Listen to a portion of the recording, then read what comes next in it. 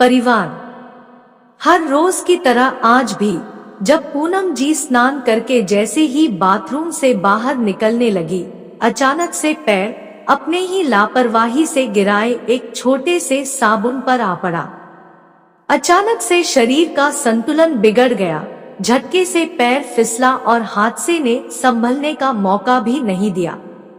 Toilet के साथ लगे नल पर जैसे ही जाकर सिर टकराया, खून एक फव्वारे की तरह बह निकला।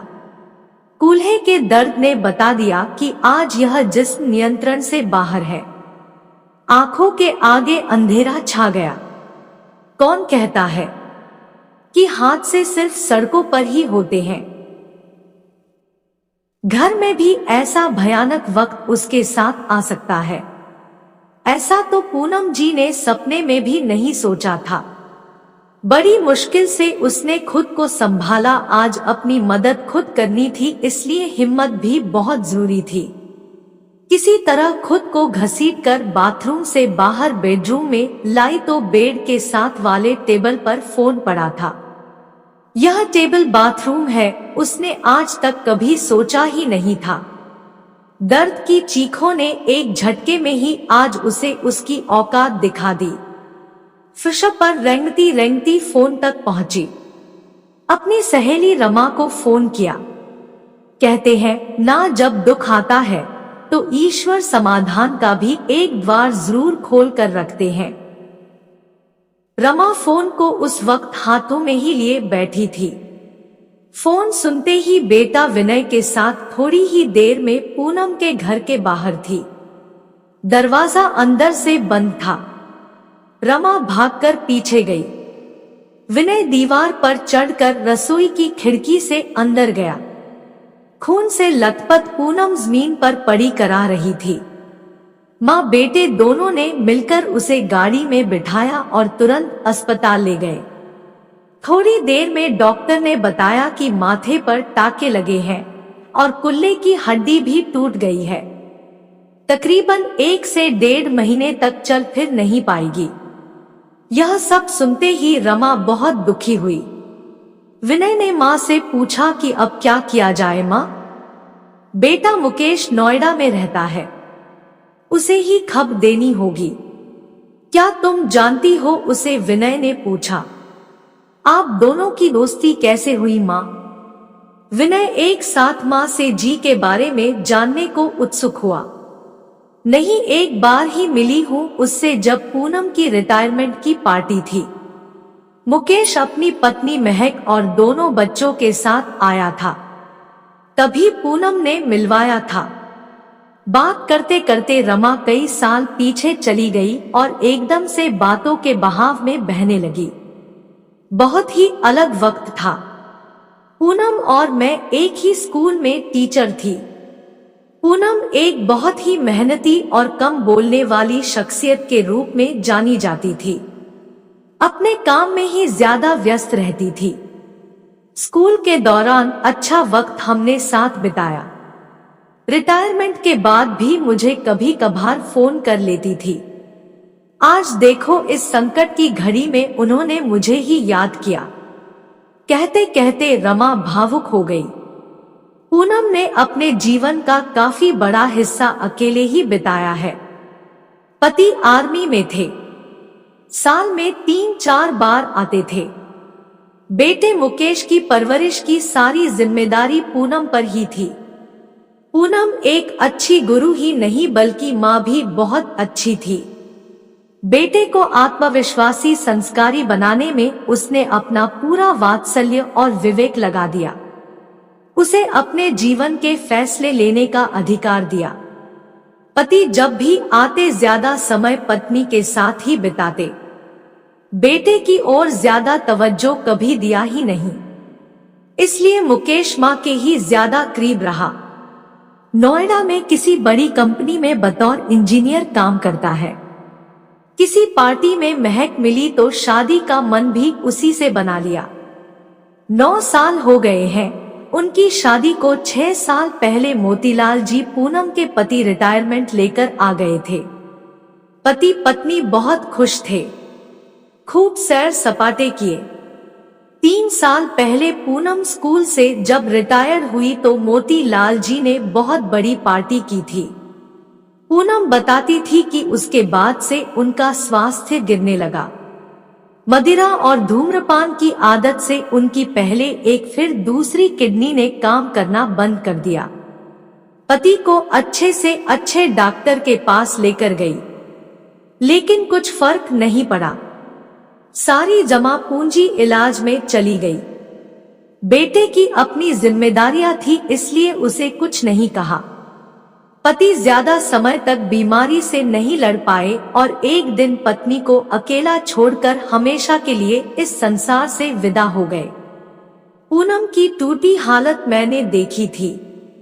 मुकेश और महक ने मां को उनके साथ चलकर रहने की बहुत मिन्नतें की, पर पूनम नहीं मानी। बेटे पर बोझ नहीं बनना चाहती थी। अपना आत्मसम्मान उसे बहुत प्रिय था कि कहीं आज नहीं तो कल उसे कुछ कह ना दे। इसी सोच में उसने अकेले रहने का फैसला किया। लेकिन आज देखो, हालात ने लाकर वहीं खड़ा कर दिया जहां से वो सदा बचती रही। थोड़ी देर में नर्स ने आकर बताया कि पूनम आपसे बात करना चाहती है। दोनों भागकर अंदर गए। पूनम की आंखों में आंसू थे। हाथ जोड़कर रमा का धन्यवाद करने लगी तो रमा ने हाथ पकड़ लिए और पूनम के हाथ में उसका फोन देते हुए कहा कि मुझे नंबर मिला दो, मैं मुकेश को फोन कर देती हूँ। पूनम ने नंबर मिला कर दिया तो रमा फोन लेकर बाहर चली गई। मुकेश उस वक्त ऑफिस में था।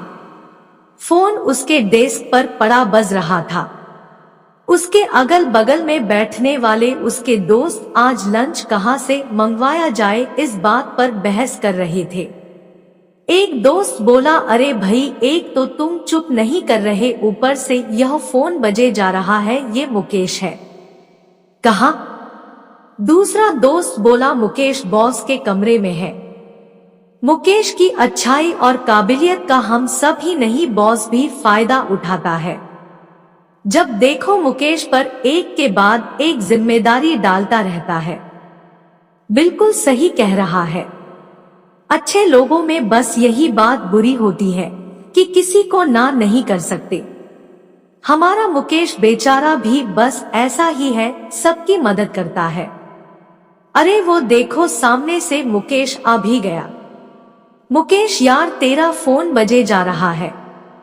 मुकेश के फोन सुनते ही चेहरे का रंग उड़ गया। भागकर बॉस के ऑफिस में गया और दोस्तों को यह कहकर कि 2 दिन के बाद मिलते हैं। निकलने ही वाला था कि सूरज ने पकड़ लिया। क्या हुआ यार, सब ठीक तो है ना? नहीं, सब ठीक नहीं है। गांव से मेरी माँ की दोस्त का फोन था। मेरी माँ के साथ हादसा हुआ है, गिर गई है, काफी चोटें आई है, अस्पताल में है, मुझे जल्दी माँ के पास पहुंचना है, कहकर मुकेश जल्दी से निकल गया। मुकेश ने घर आते ही पत्नी महक को बताया कि वो माँ को लेने जा रहा है, उनका सामान तैयार कर देना और एक सहायिका का इंतजाम भी कहकर जल्दी से निकल गया। महक चुपचाप एक तरफ बैठी पति की चिंता, हड़बड़ाहट और उसके मन की व्यवस्था को बिगाड़ने वाली खबर सुनाने को चुपचाप देखती रही।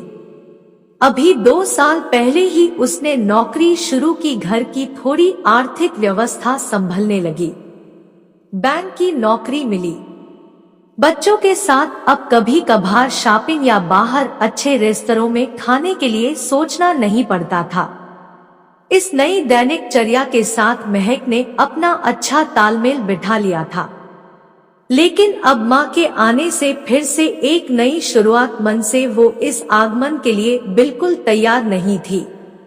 लेकिन जिम्मेदारी से पीछे हटना इन परिस्थितियों में बिल्कुल गलत और असभ्य था। महक ने जल्दी ही खुद को इन सब से बाहर निकाला और बच्चों के स्कूल पीटीए के लिए जाने तैयार होने लगी, जिसके लिए आज उसने छुट्टी ली थी। 3 दिन के बाद मुकेश गांव के घर की जिम्मेदारी पड़ोसी को देकर मां को लेकर नोएडा चला आया। महक ने दिखावे के भाव से सासू मां का अच्छा स्वागत किया। शुरू के कुछ दिनों तक महक चुप रही। उसके लौटते ही माँ के लिए रखी सहायिका घर चली जाती। महक शाम को घर आते ही व्यस्त हो जाती। बच्चों का होमवर्क, रात का खाना, सुबह के खाने की तैयारी उसकी कुछ ही दिनों में बस होने लगी। मुकेश से मदद की ना पहले उम्मीद थी ना अब। पहले कभी कभार वो 1-2 दिन यूं ही निकाल लेती थी। बच्चों के लिए सैंडविच बना दिए, अपने दोनों के लिए फ्रीज में बचा कूचा निकाल लिया। लेकिन अब हर रोज उसे आकर पूरा काम करना पड़ता था। खर्चा दिन प्रतिदिन बढ़ने लगा। माँ की दवाई, खुराक, सहायिका का वेतन। महक पहले कम फिर ज्यादा बड़बड़ाने लगी। पति काम से आता तो पत्नी का फूला शिकायतों से भरा चेहरा देखता। बच्चों पर घर की नकारात्मक गतिविधियों का असर ना हो, इसलिए मुकेश हर बात को बंद कमरे में सुलझाने की कोशिश करता और कभी थका मादा होकर भी पत्नी और बच्चों को खाना खिलाने बाहर ले जाता। पूनम जी साथ तो नहीं जाती, लेकिन शुक्र मनाती कि थोड़ी देर के लिए चिक चिक से निजात मिलेगी। धीरे धीरे पूनम जी ठीक हुई तो सहायिका की सबसे पहले महक ने छुट्टी की, फिर धीरे धीरे सास की तरफ घर के काम खिसकाने लगी। पूनम जी अभी पूरी तरह से खुद को स्वस्थ नहीं महसूस कर रही थी, लेकिन चुपचाप वक्त को धक्का दे रही थी कि एक दिन सब ठीक हो जाएगा, और ना हुआ उसका अपना घर तो है। पूनम की चचेरी बहन जो विदेश रहती थी, उसने एक दिन मुकेश को फोन पर एक छोटा सा काम दिया कि उसने ज्वेलर के यहाँ कुछ गहने ऑर्डर किए हैं और वो उसे रुपए भेज रही है। वो ज्वेलरी वहां से उठाकर निर्धारित जगह पर पहुंचानी है। मुकेश ने घर आकर महक के साथ 3 दिन बाद चलने का प्लान किया। महक बहुत खुशी से तैयार हो गई। आखिर गहने ना भी लेने हो, देखने का भी मौका बढ़िया है। आए दिन महक सास के लिए जब काफी काम छोड़कर जाने लगी तो पूनम जी ने महक से खुलकर इस विषय पर बात करने का मन बनाया। पूनम जी ने जैसे बोला, महक ने तो जैसे शिकायतों की झड़ी लगा दी। हम तो बहुत मजे से रह रहे थे, ये खर्चा, यह काम सब आपके आने के बाद बढ़ा है। आपका दिल करे ना करे माँ जी, काम तो करवाना पड़ेगा। मैं काम के लिए इनकार नहीं करती, लेकिन तुम धीरे धीरे करके मेरे लिए काफी काम छोड़ जाती हो, मैं थक जाती हूँ। ऊपर से तुमने बच्चों की आया भी हटा दी है, उन्हें भी मुझे देखना पड़ता है। अभी दोनों में बहस चल ही रही थी कि मुकेश हाथ में मिठाई का डिब्बा लेकर ऑफिस से आया, लेकिन दोनों ने डिब्बे की तरफ देखा ही नहीं। एक दूसरे पर दोषारोपण करती रही। मुकेश चुपचाप जाकर सो गया। उसको बहुत दुख हुआ। अगले दिन मुकेश ने महक को फोन किया कि वो ज्वेलर के पास नहीं जा सकता, उसे जरूरी काम है। तुम माँ को साथ ले आओ और ऑफिस से आकर मुझसे पैसे ले जाओ, मैं बैंक से निकलवा रखूंगा।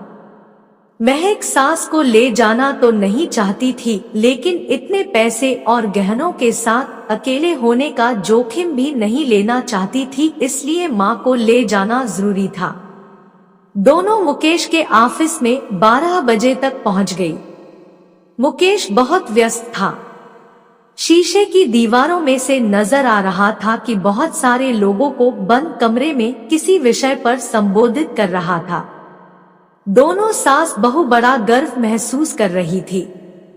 तभी कर्मचारी हाथ में 2 कप कॉफी के लेकर आया और आते ही उसने कहा कि आप दोनों को बहुत बहुत बधाई हो।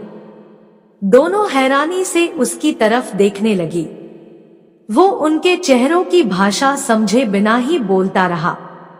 कल मुकेश भैया का प्रमोशन हुआ, अब वो वाइस चेयरमैन है। मुकेश भैया की मेहनत, लगन और स्वभाव ने उसे यह मुकाम दिलाया है। भाभी मिठाई कैसी लगी? मैं बड़ी खास दुकान से लाया था। कल मुकेश भैया ने ऑफिस में पार्टी दी तो घर के लिए भी मिठाई मंगवाई थी। सब इंतजाम का जिम्मा मेरा था। वो इतनी हैरानी खुशी वाली खबर एक पल में सुनाकर चला गया। महक और पूनम जी वहीं बैठे बैठे जैसे जड़ सी हो गई। कुछ देर खामोश रहने के बाद पूनम ने बोलना शुरू किया। आज इतनी बड़ी खुशी की खबर मुकेश आकर हमसे बांट ही नहीं पाया।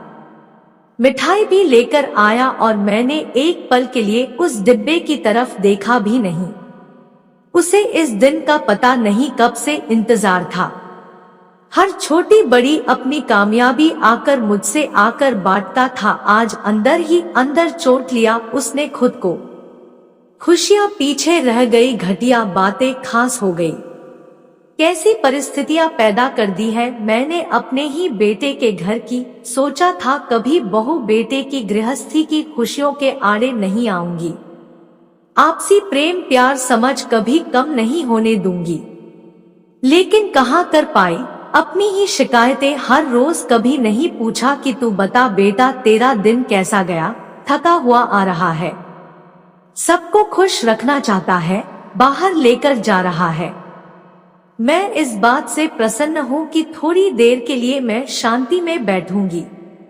उसका नहीं सोच रही कि उसके शरीर को भी आराम चाहिए।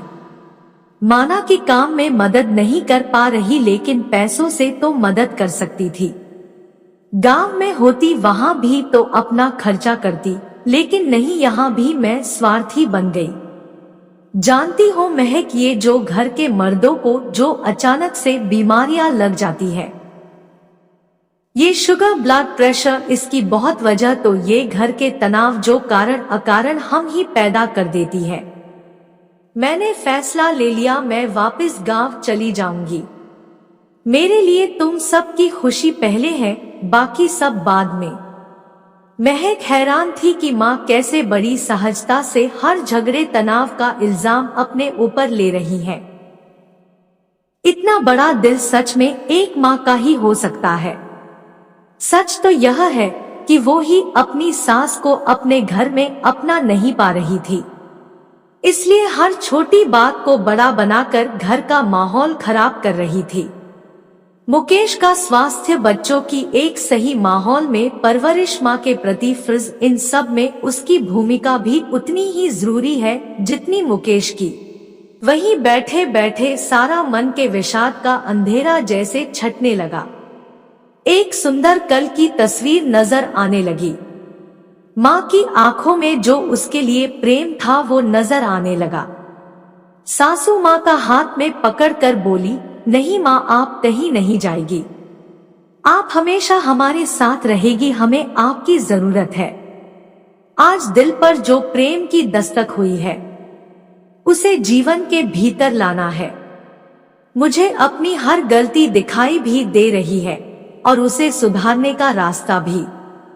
गांव जब भी जाएंगे सब साथ मिलकर जाएंगे। पूनम जी ने प्यार से महक को देखा और उसके हाथ को अपने हाथ में लेकर भावुक होकर मुस्कुराकर सहमति में सिर हिलाने लगी। तभी मुकेश पैसे हाथ में लेकर आ गया। माँ पत्नी को साथ में हंसते देखकर बोला, अरे वाह, आज कहीं सूरज पश्चिम से तो नहीं निकला? महक हंसते हुए बोली, नहीं जनाब, सूरज तो पूरब से ही निकला है, लेकिन एक सूरज आज और भी उगा। उसकी खुशी हम आज रात बाहर किसी अच्छे से रेस्टोरेंट में चलकर मनाएंगे। मुकेश निशब्द से इस लम्हे की खुशी में डूब गया। सोचने लगा, ईश्वर के घर में देर है अंधेर नहीं। सच में आज उसे छप्पर फाड़ कर ही दिया है, बस अब उससे घर को किसी की नजर ना लगे। कहानी अच्छी लगी हो तो वीडियो को लाइक और शेयर करें। साथ ही चैनल पर नए हैं तो चैनल को सब्सक्राइब जरूर कर ले ताकि ऐसी ही वीडियोस आपको मिलती रहे।